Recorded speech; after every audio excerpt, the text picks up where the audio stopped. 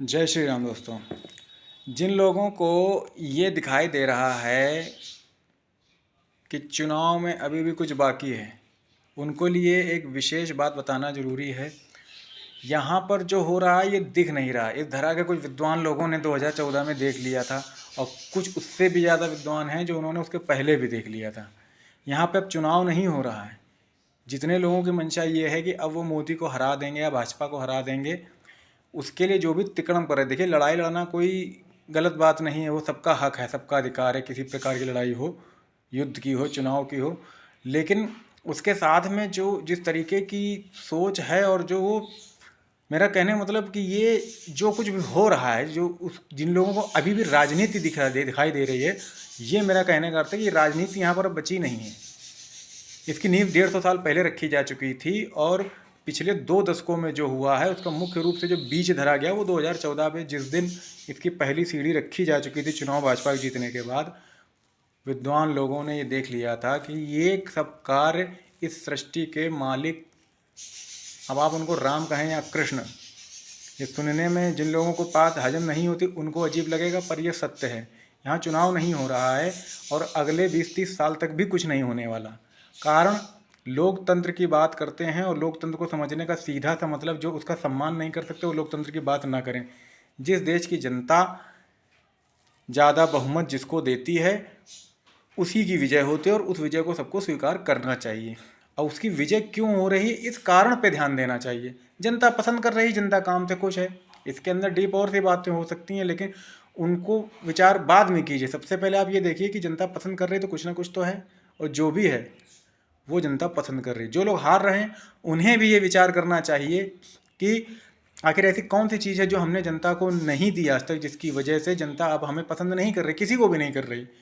क्योंकि सही कार्य करने वाला देखो एक ही व्यक्ति होता, 10 नहीं हो सकते कभी भी। अगर 10 होते तो लोकतंत्र में चुनाव की जरूरत ही नहीं होती। तो ये सब जो चीज़ें हो रही हैं वो सृष्टि के मालिक परब्रह्म परमात्मा की तरफ से हो रही हैं। और ये अब चुनाव किसी भाजपा कांग्रेस का, किसी पार्टी का नहीं, विचारों का है। ठीक है, अब ये बात जिन लोग को समझ में आ जाए जितनी जल्दी वो तो उतना अच्छा है। कुछ लोगों ने लोकतंत्र के नाम पे कई तरीके के अपने विचार दिए। किसी ने कहा ईवीएम हैक हो गई, किसी ने कहा कुछ। कुछ लोग ये बता रहे थे कि अभी विधानसभा में सीटें तो ज़्यादा आ गई थी, लेकिन जो वोटिंग है वो वोटिंग ज़्यादा विपक्षी पार्टी की हुई थी। हमने गूगल पे आंकड़े देखे, सीट भी देखी और वोट भी देखे।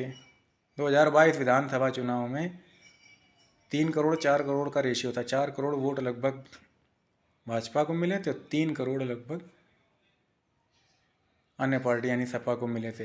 2019 चुनाव में लोकसभा में यह आंकड़ा इससे बहुत ज़्यादा बड़ा था। 12 करोड़ वोट, 13-14 करोड़ वोट लगभग, 12 करोड़ वोट कांग्रेस को मिले थे, बाकी अन्य को मिले थे, और 23 करोड़ वोट लगभग भाजपा को मिले थे।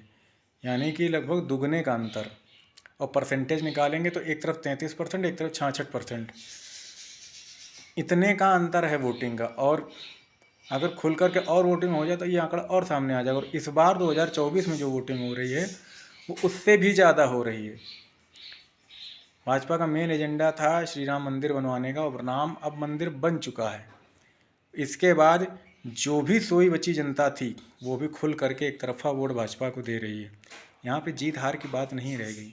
मेरा मुख्य मतलब ये नहीं कहने का, किसी को भी हराने का या किसी को चिढ़ाने का मेरा अर्थ नहीं। मेरा मतलब ये है कि आप ये विचार कीजिए कि आप क्यों नहीं जीत पा रहे हैं। कल को भविष्य में समय है, पलट सकता है। आप भी अच्छे काम कीजिए, हो सकता है कि आप भाजपा से ज़्यादा अच्छा काम करने के काबिल बन जाएं। जनता आपको चुनेगी। आखिर देश है तो हम सबका ही ना, किसी एक व्यक्ति का तो नहीं है। समस्या यही है, विचार कोई नहीं करना चाहता।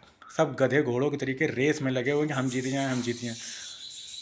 अभी ये सिस्टम कोई और चला रहा है। द्रग हो तो दृश्य अकांड देख और मुझ में सारा ब्रह्मांड देख। जो परमात्मा को नहीं पहचानते, उनके कार्य को नहीं पहचानते, वो इन चीज़ों को नहीं समझ सकते। तो उनके लिए मैं एक ही कहूँगा, लड़ते रहो, लड़ते रहो चुनाव। इस बार भी लड़ो, अगले पंचवर्षीय लड़ो, अगले 10-20 साल तक जितनी दौलत हो आपके पास, लड़ते रहो। हासिल कुछ नहीं होना।